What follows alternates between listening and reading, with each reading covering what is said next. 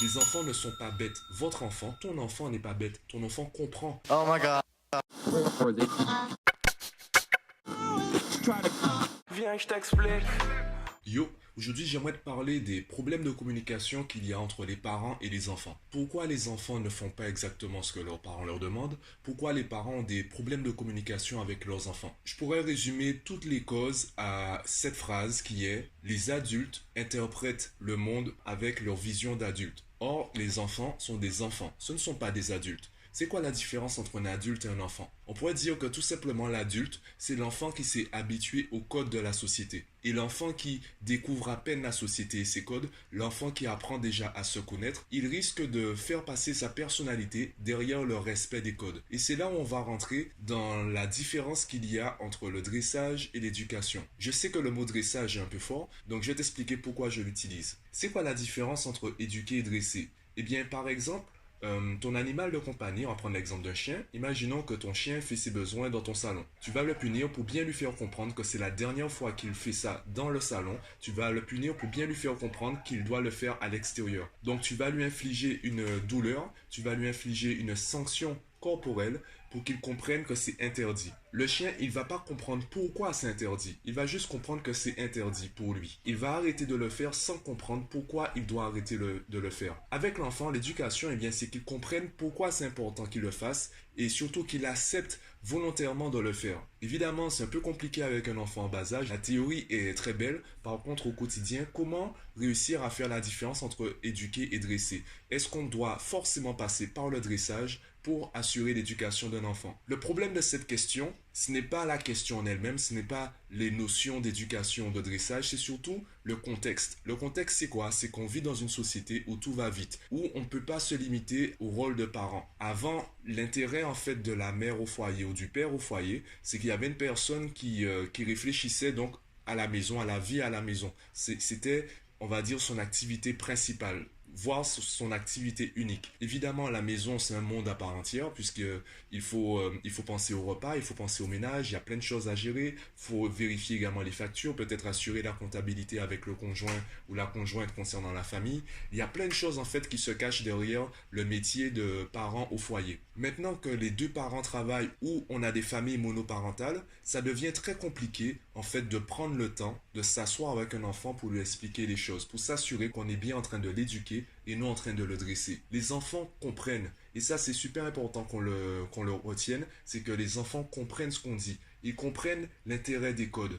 Par contre, leur demander de les mettre en action, de s'assurer au quotidien qu'ils respectent les codes de la société, ça c'est un peu plus compliqué pour eux. Je donne un exemple très simple. À la base, aucun être humain n'a une vraie notion du temps. Personne ne sait exactement combien de temps dure une minute. Si on ne compte pas, si on n'a pas une horloge, si on n'a pas un repère physique, on va tous donner une durée différente à la notion d'une minute. On vit tous le temps de manière différente et suivant le contexte. Le cours qui a lieu en fin de matinée, lorsque la faim est déjà présente, la chaleur commence à se faire ressentir, on aura l'impression que le temps passe plus lentement que le cours qui peut être en début de matinée où on est bien réveillé et le professeur donne un cours vivant, donc ça se passe super bien. De la même façon, l'intérêt de mes podcasts, c'est que j'essaie quand même de mettre de l'énergie.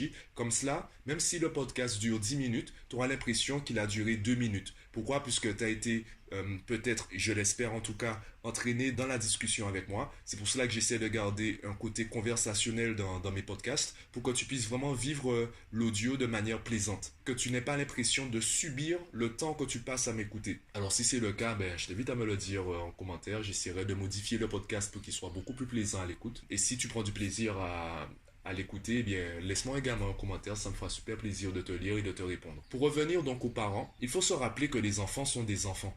Il faut se rappeler aussi qu'ils ont une vision, c'est pas une vision naïve. Notre vision est subjective car on a l'habitude de respecter les codes de la société. Quand je demande à un enfant pourquoi tu vas à l'école, souvent, dans la majorité des cas, pour ne pas dire la totalité des cas, l'enfant va répéter en fait ce que ses parents lui ont dit de dire, entre guillemets. Ce que ses parents lui répètent tous les jours. Je vais à l'école pour apprendre. Je vais à l'école pour avoir un métier de main. Je vais à l'école parce que, du coup, c'est obligatoire. Finalement, on se rend compte que les enfants ne savent pas trop pourquoi ils vont à l'école. Ils peuvent prendre du plaisir. Et pourquoi ils iraient à l'école demain matin, on ne sait pas. Ils ne savent pas. Donc, c'est là, il est intéressant de se mettre à leur niveau pour vraiment comprendre comment ils voient les choses, comment ils perçoivent la réalité, pour ensuite trouver les bons outils. Je l'avais également dit dans une vidéo et un podcast précédent, la communication, c'est un peu comme une caisse à outils. Peu importe la taille de notre caisse à outils, peu importe le nombre d'outils qu'on a, pour un clou, on prendra toujours un marteau. Le problème, c'est que si on ne s'intéresse pas à savoir si c'est un clou ou une vis, eh bien, on ne saura pas quel outil prendre. On prendra n'importe quel outil, on sera frustré, puis en colère, parce qu'on n'aura pas trouvé le bon outil pour la bonne action. Pour assurer la communication entre parents et enfants, il faut déjà savoir comment l'enfant comprend les choses. Et lorsque l'enfant est en bas âge, et surtout lorsqu'il apprend encore à communiquer avec les autres, eh bien, même là, il faut écouter. Pas forcément écouter avec ses oreilles, écouter peut-être avec ses yeux, voir comment l'enfant réagit. Je prends l'exemple des bébés qui se mettent à pleurer. C'est une scène culte dans les films et les séries. On essaye de combler le bébé, on essaie de le faire arrêter de pleurer. Et peu importe ce qu'on essaye, peu importe ce qu'on fait, on se rend compte que le bébé n'arrête pas de pleurer. Et là, pareil, on se rend compte que tant qu'on n'a pas trouvé la cause de la tristesse, la cause des pleurs du bébé, eh bien, on n'arrive pas à apporter la bonne solution. Ou, si on la trouve, bien, ce sera par hasard. Et il y a des gens qui finissent par se dire, bon, en fait, il pleure parce qu'il a envie de faire l'intéressant. Un bébé, ça pleure, c'est normal, donc il faut le laisser pleurer.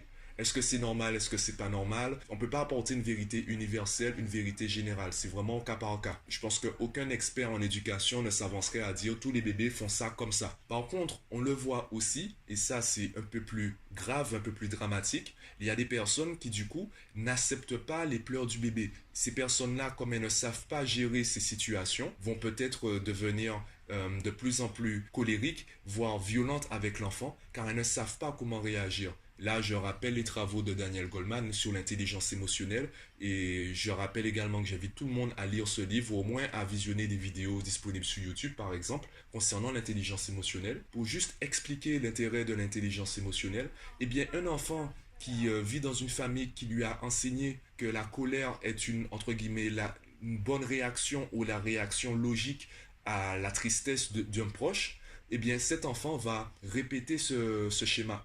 Donc dès qu'il verra un autre enfant triste, il deviendra violent à son tour. Si à chaque fois que... Alors je parle de violence, c'est pas forcément de la violence physique, ça peut être la violence verbale, ça peut être également de la violence émotionnelle, ça peut être également le déni. Je nie en fait ta colère, je nie ta tristesse, je nie l'émotion dans laquelle tu es. Pour moi, tu n'as pas le droit de ressentir ça, donc tu as intérêt à changer tout de suite. Ce sont des petites choses en fait qui sont éparpillées dans notre quotidien, dans notre semaine, et il est très difficile de s'en rendre compte. On ne voit pas forcément l'écart de conduite tout de suite. Il suffit qu'on change de 1 degré notre trajectoire, et au bout de 10 km, au bout de 10 mois, 10 ans, eh bien c'est là qu'on voit les véritables effets, c'est là qu'on voit les choses les plus graves. C'est un peu comme l'addiction. Les gens ne tombent pas dans l'addiction dès la première dose, les gens tombent dans l'addiction au bout de quelques doses. Au début, ils pensent tous gérer. Au bout d'un moment, on se rend compte que même s'ils disent gérer, on se rend compte qu'ils ne gèrent pas. C'est là qu'on voit qu'ils sont dans l'addiction. Donc c'est quelque chose d'assez vicieux, d'assez subtil. Et il est important d'ailleurs, c'est le conseil que je donne à la plupart des parents que je rencontre, il est important parfois de se rebooter juste pour voir s'il y a un décalage entre ce qu'on pense savoir de la personne et qui elle est réellement. Et quand je dis rebooter, en fait c'est refaire connaissance, remettre les choses à plat, écouter vraiment la perception de la personne sans la juger. Sans la juger, ça veut dire que lorsque la personne dit quelque chose qui nous déplaît, eh bien on ne répond pas. Si on doit répondre, c'est simplement poser des questions pour comprendre.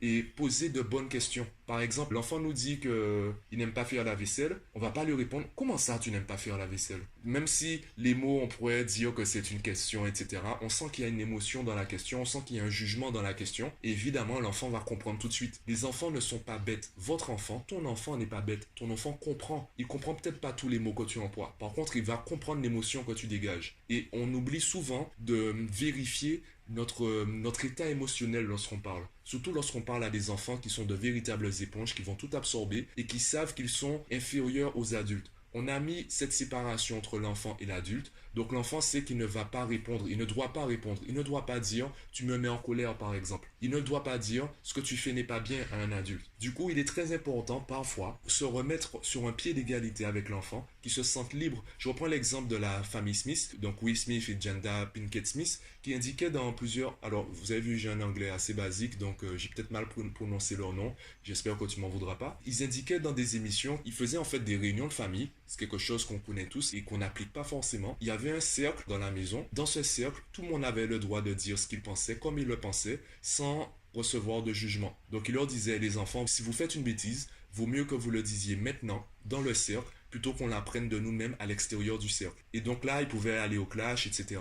Et ils se rendaient compte que le fait d'avoir cette liberté d'expression dans le cercle, les enfants étaient beaucoup plus proches d'eux, tout en restant respectueux. Évidemment, ça c'est juste un outil dans toute une stratégie. Il suffit pas de dessiner un cercle dans ton salon et de croire que tu vas améliorer ta relation familiale. Ce n'est pas ça. C'est toute une stratégie, c'est tout un ensemble. Le cercle, c'est juste un outil. Donc pour améliorer la communication parentale ou la communication familiale, il y a tout un état d'esprit à avoir. Je le disais dans un podcast précédent également, l'importance du mindset, l'importance de l'état d'esprit. C'est pour cela que tout le monde en parle, puisque c'est la première étape. Si tu es déjà dans la phase je cherche une solution à mon problème, eh bien tu es déjà en train de faire un pas vers la solution. Tu as déjà changé d'état d'esprit. Si tu es dans l'état d'esprit ma famille n'a pas de problème, je vais éduquer ma famille avec l'éducation antillaise, je ne dis pas que c'est mauvais. Je ne dis pas non plus que c'est bon. Simplement, si tu vois que tu n'as pas les résultats que tu es censé avoir avec ton modèle éducatif, si tu refuses de changer, de te remettre en question, de remettre en question ton modèle éducatif, ne sois pas étonné des résultats. Si tu ne changes pas le processus, tu ne peux pas espérer un changement au niveau des résultats. Donc ce changement d'état d'esprit, cette quête de la solution, également ces recherches sur Internet. Je ne suis pas le seul à parler d'éducation, il y a d'autres podcasts, il y a des vidéos, il y a énormément de livres. Les formations que je propose ne sont pas les formations ultimes, il y a certainement d'autres formations. Moi, ce que je veux proposer, si tu aimes ma façon d'aborder les choses, si tu aimes la manière dont j'explique les choses, forcément, mes formations seront utiles pour toi car tu comprends déjà ce que je dis et tu aimes ma manière d'aborder les choses. Donc forcément, tu vas mieux intégrer mes formations, les conseils que je propose, plutôt que ceux proposés par une personne que tu ne connais pas du tout. C'est pour cela que je fais d'ailleurs le podcast. C'est pour que tu apprennes à me connaître, que tu saches exactement comment je parle, qu'est-ce que je propose et comment je le propose. Comme cela, le jour où tu télécharges l'une de mes formations, tu sais déjà à quoi t'attendre. Donc voilà, je ne vais pas m'étendre davantage sur le sujet. Si tu as une question, pose-la moi en commentaire ou en privé. S'il y a une formation, tu ne sais pas quelle formation télécharger, je pourrais toujours te conseiller en privé. Je te mets quand même un lien pour l'ensemble de mes formations en description du podcast. Abonne-toi à la chaîne et moi je te dis à bientôt.